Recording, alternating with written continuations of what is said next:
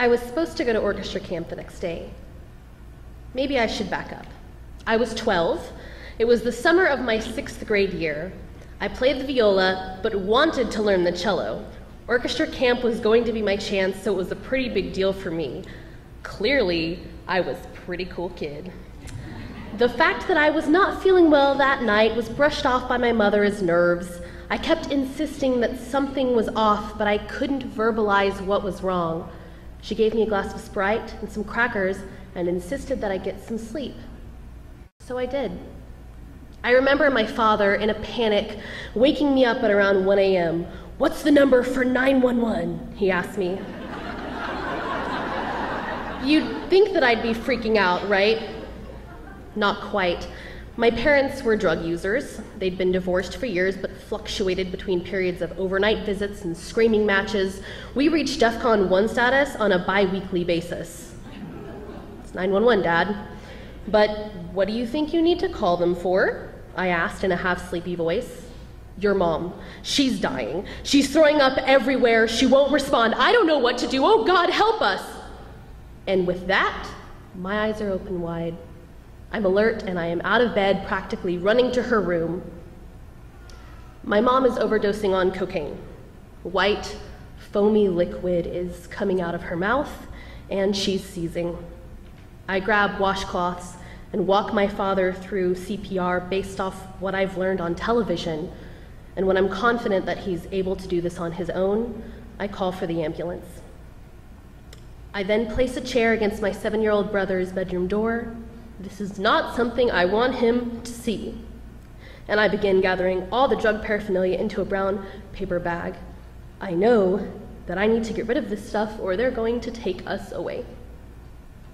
My brother wakes up and he's furious that he can't get out of his room. The next hour is a blur. I'm calling my mother's best friend to get her to come over. I'm walking the paramedics through the house. I'm playing with my pet lizard. I'm watching MTV and waiting for my father's call. I'm focused and furious and fighting every other emotion that is trying to take over my brain.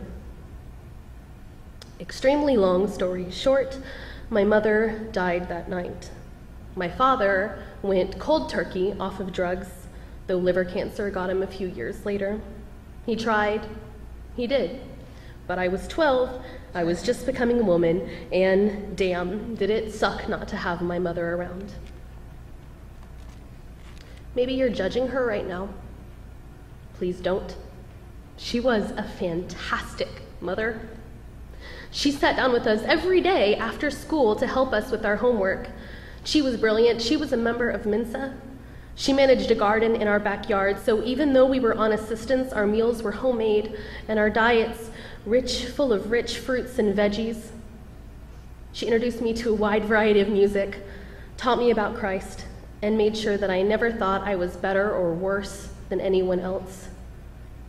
She empowered my brother and me to feel confident, ensured that we gave our time through volunteering, and took in stray animals. Since we didn't have much money, she found cheap ways for us to be creative and active. We would make sandwiches for the homeless, who sometimes yelled at us for money and threw the food back at us. But she explained why we kept doing it. She was there for every award ceremony, performance, and sports event. She was just addicted to cocaine, and that is a hard thing to overcome. It's probably no surprise that I am not a fan of medicine. When I had my first child on December 3rd of last year, it was after 4 days and 10 hours of unmedicated, natural, and empowering labor. Thank you.